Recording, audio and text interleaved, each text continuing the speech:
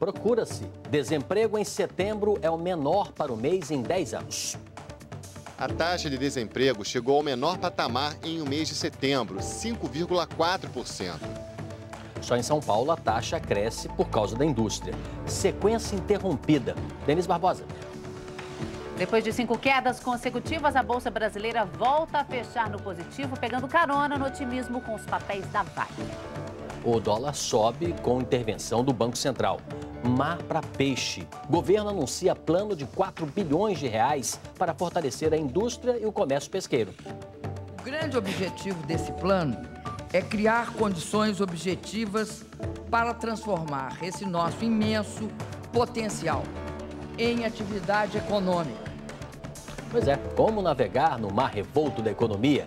É assunto para o nosso convidado, o presidente do Banco Ribeirão Preto, Nelson Rocha Augusto. Boa noite, Nelson. Qual é o seu destaque, hein? Boa noite. Meu destaque é o emprego que impulsiona a massa salarial e o consumo. E você conta com as análises também do nosso comentarista Jorge Vidor. Olá, eu sou Sidney Rezende. No Conta Corrente você vai ver ainda que sobrou até para eles. Os famosos táxis londrinos podem acabar por causa da crise. E mais, a ANAC faz auditoria no check-in das 2 maiores companhias aéreas do país, depois de mais um problema hoje.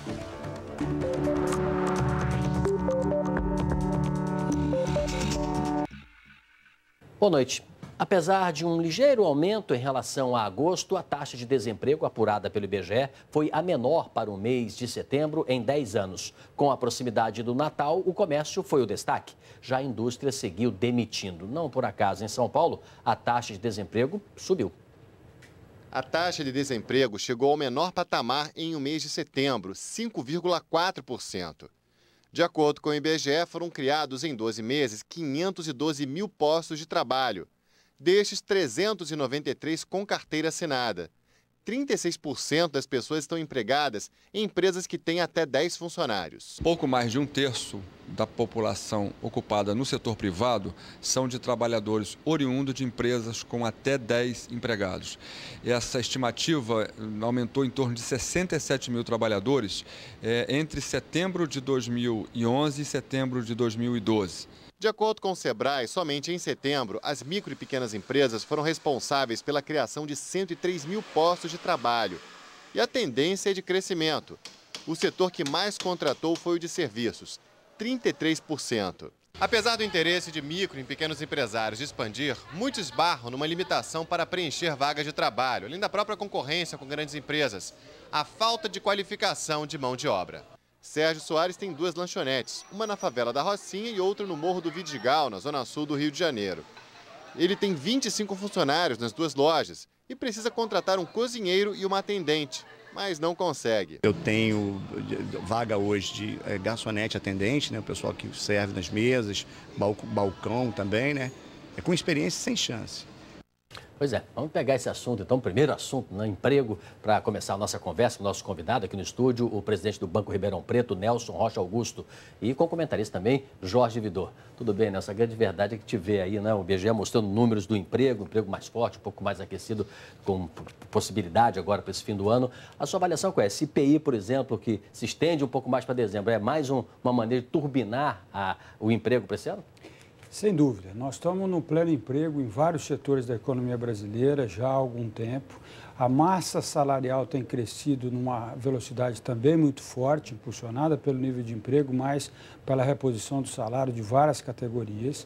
E isto é super importante, porque dá ao empresário que vai tomar também a decisão de investimento para a expansão da capacidade de produção do país no futuro próximo, a dimensão de que esse ciclo é um ciclo mais perene. Nós tivemos, obviamente, no primeiro semestre desse ano, um arrefecimento do nível de atividades. Vamos colher esse ano, como todo mundo sabe, um PIB um pouco mais baixo, mas está contratado um PIB mais relevante para o próximo ano e um dos fatores que deve levar a uma motivação da dinâmica de investimento é exatamente este nível de emprego tão elevado. Ao mesmo tempo, ele cria algumas dificuldades em setores específicos, como a própria matéria mostra, em função da falta de mão de obra, sobretudo a mão de obra qualificada. É uma questão que o país precisa resolver, passa pela educação, passa por uma série de aspectos que a gente precisa realmente avançar. Deixa eu explorar o Vidor também, não sei, Vidor, o seu comentário, porque tem aí uma equação, né, Vidor? Você veja, aumenta a renda, pode aumentar o consumo, mais gente empregada, se movimenta a economia. Agora, o empresário, se ele quer uma mão de obra qualificada nesse apagão, ele tem que pagar mais também, um salário mais alto. Como é que fica essa cadeia produtiva? Olha, Sidney, a gente tem discutido aqui, viu, Nelson, esse enigma da economia brasileira de estar crescendo pouco e o emprego continuar se expandindo, né? Quer dizer, uma coisa... Ou o PIB está errado, mas a estatística do emprego também. Porque não faz sentido uma economia crescer tão pouco e gerar uma... Mas quando você abre os números e vai olhando ali, viu, Sidney, tem revelações incríveis. Por exemplo, a agropecuária, o emprego está estagnado. Quer dizer, em termos de número de empregos, não cresce muito. Então, a produtividade de trabalho ali está mais ou menos... Mas quando você pega, assim, indústria automobilística, a produtividade de trabalho cresceu 20%, ou seja, a produção cresce muito mais do que o número de empregos. Então, por isso que esse aumento de emprego ainda não gerou uma confusão na economia grande, né, Nelson? Não sei como é que está lá em Ribeirão Preto, porque o setor de sucro alcooleiro está meio devagar, né? Mas, de uma maneira geral... com exceção também de calçados, indústria têxtil, a indústria, a produtividade do trabalho vem aumentando. Né? É interessante. Na parte dos serviços, lá também, como no Brasil, tem tido um crescimento bastante expressivo. Construção civil também, né? Construção civil também, sem sombra de dúvidas. Shopping, vai ter um shopping novo lá? Sim, mas um ponto relevante de entender essa questão do PIB crescer menos é a falta de investimento. Nós tivemos um decréscimo do investimento nos últimos 2 trimestres e isso é muito ruim. É preciso que tenhamos condução da política econômica que crie as condições para efetivamente expandir definitivamente o investimento no Brasil. E é isso que não está acontecendo, por isso que o PIB é baixo. Bem lembrado, bem lembrado. Agora, por causa da crise internacional, as exportações brasileiras estão em queda este ano. Mas a secretária de Comércio Exterior, Tatiana Prazeres, minimizou, dizendo que é uma queda em relação a um patamar alto. Vamos ver então a entrevista que ela concedeu a Jorge Vidor. 2011 foi um ano excepcionalmente positivo para o comércio exterior do Brasil. O Brasil nunca exportou tanto como em 2011, nunca importou tanto como em 2011.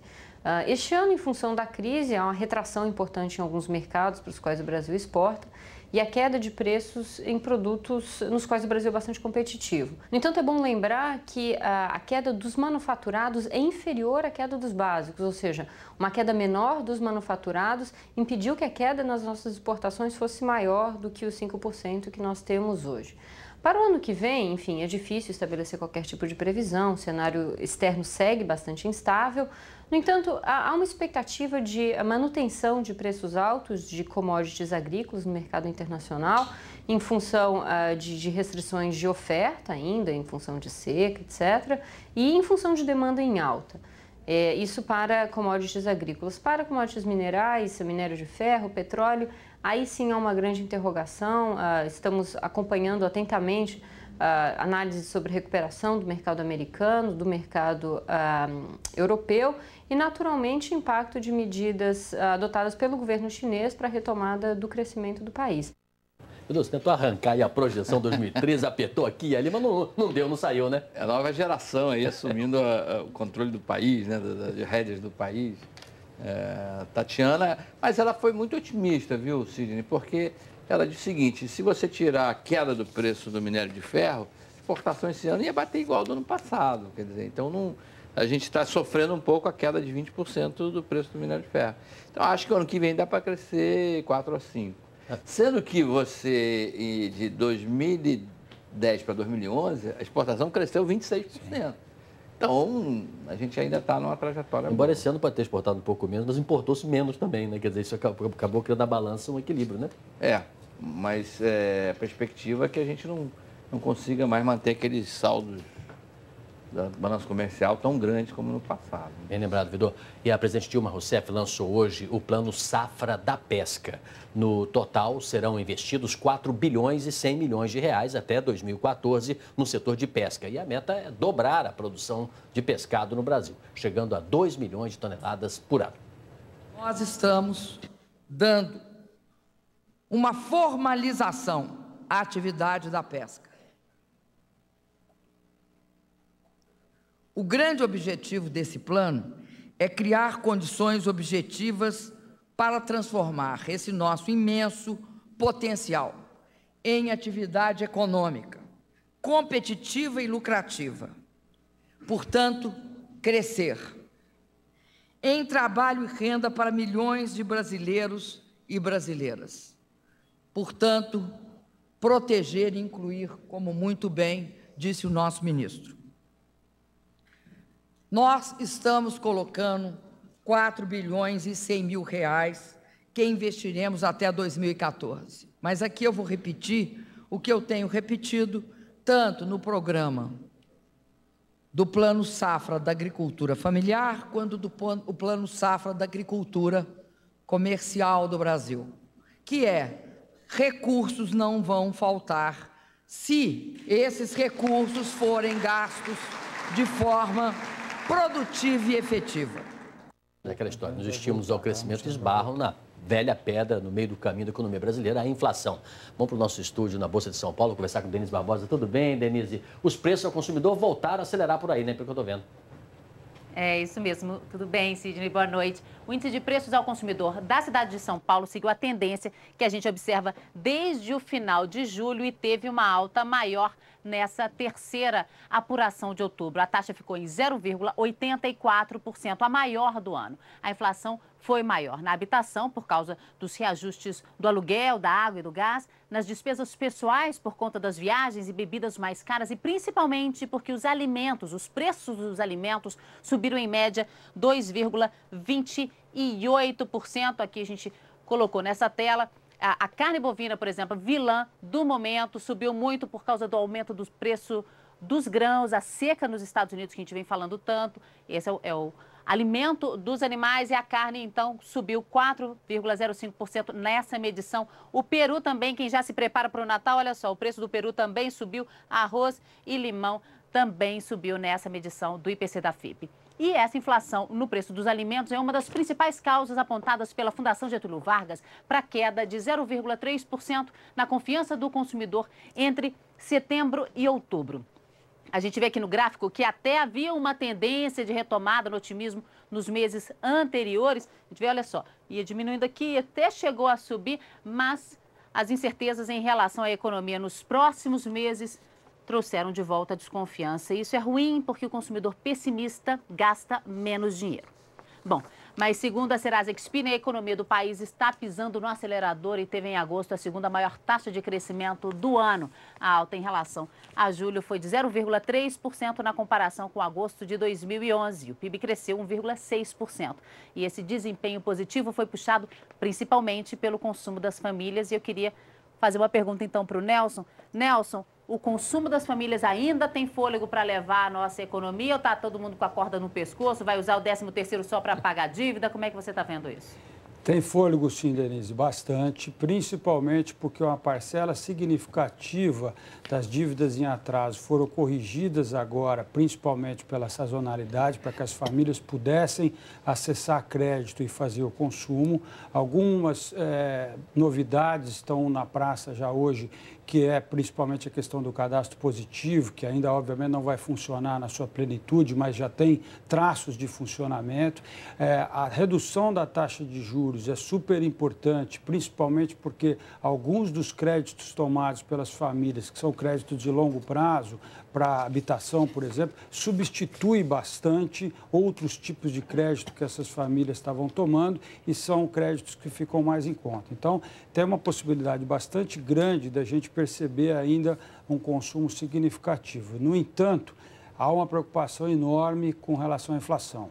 O mix de combate à inflação que tem sido usado agora é um mix não conhecido antes. Isso não significa necessariamente que não vai funcionar, mas é um mix um pouco mais perigoso, porque ele leva em consideração determinadas coisas microeconômicas também. Por exemplo, a redução do preço da energia elétrica, segurar o preço dos combustíveis líquidos, quem sabe reduzir o preço de telecomunicações de uma maneira geral, e o governo vem anunciando nessa direção. Se isso tudo funcionar e efetivamente acontecer desta forma, nós não vamos ter uma aceleração inflacionária em 2013. No entanto, com este câmbio, com esta taxa de juros, com este consumo de investimento, se essas coisas microeconômicas não funcionarem ou o cenário internacional não ajudar bastante, nós vamos ter uma inflação de gente grande em 2013, o que é muito ruim, porque esse país já sofreu bastante para combater a inflação.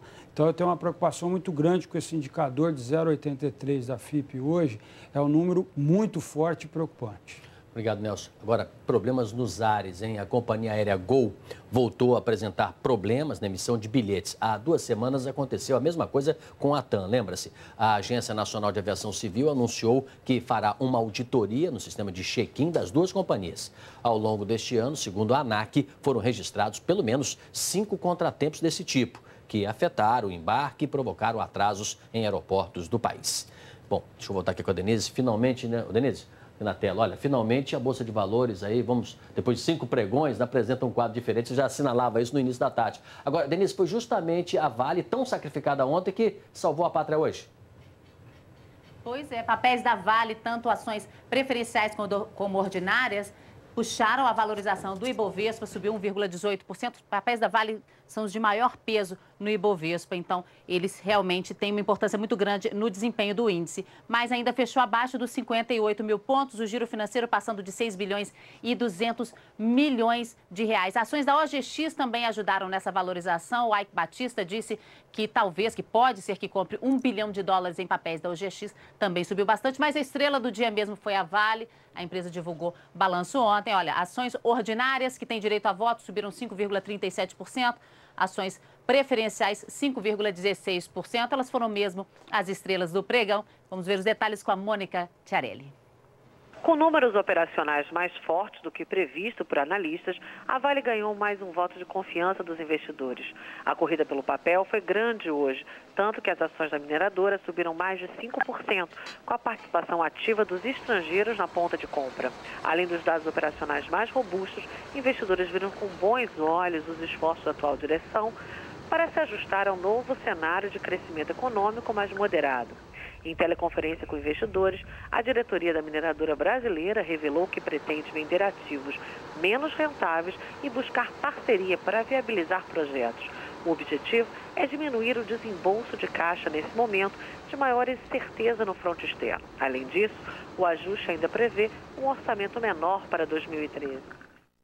E a gente faz agora um rápido intervalo e volta para falar da crise da Europa e os táxis londrinos também ameaçados de extinção. Daqui a pouquinho.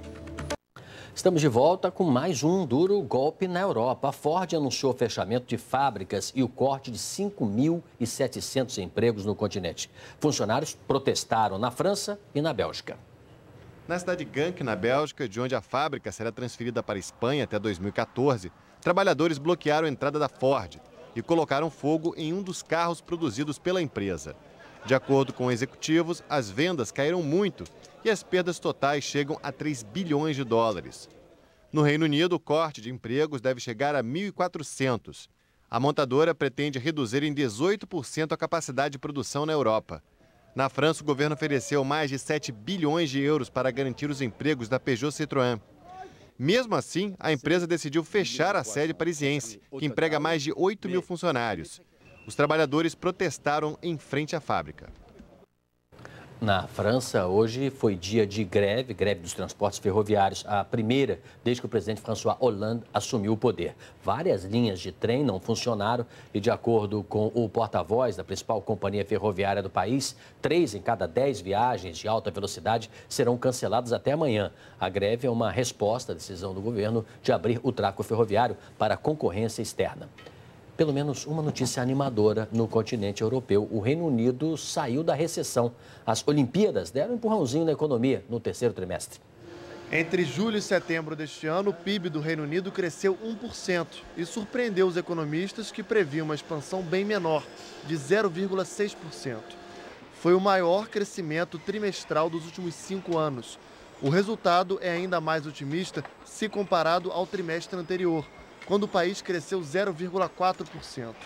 O primeiro-ministro David Cameron comemorou a boa notícia, mas afirmou que ainda há muito trabalho a ser feito. O pulo no crescimento foi justificado por alguns fatores temporários, entre eles os Jogos Olímpicos. Mas a situação real da economia britânica não corresponde à que o país viveu durante o evento. E por isso, a euforia pode durar pouco. O negócio, né? Tem coisas boas, mas tem coisas complicadas também. Até um símbolo de Londres agora pode ser atingido pela crise, né? Explica pra gente. Olha que pena, Sidney, os icônicos táxis que circulam pela cidade de Londres podem parar de ser fabricados. A Manganese Bronze, que é a empresa que fabrica os célebres carros, está à beira da falência. O futuro é incerto para os quase 300 trabalhadores. Desde 2008, as coisas não andam bem. O déficit é grande, o valor das ações da companhia no mercado é baixo e as vendas globais têm sido ainda menores. No mercado de ações, hoje foi um dia misto para os principais índices europeus que seguiram aí a tendência de balanços corporativos. E o Santander, que é o maior banco espanhol, lucrou pouco mais de 100 milhões de euros no terceiro trimestre. O resultado foi 94% menor do que o do mesmo período de 2011. Essa baixa foi provocada pela alta no nível de inadimplência no financiamento imobiliário na Espanha. Por isso, o banco fez um apelo para que o governo espanhol peça um resgate total ao sistema financeiro do país para reduzir os custos de financiamento para credores em dificuldades. O Santander é uma das instituições prejudicadas pelo estouro da bolha imobiliária espanhola. Nos Estados Unidos, hoje o dia até foi de animação mais cedo, mas acabou fechando aqui próximo da estabilidade. O que subiu mais um pouquinho foi o índice Nasdaq, que subiu 0,56%. Depois do fechamento do mercado, saiu o balanço da Apple.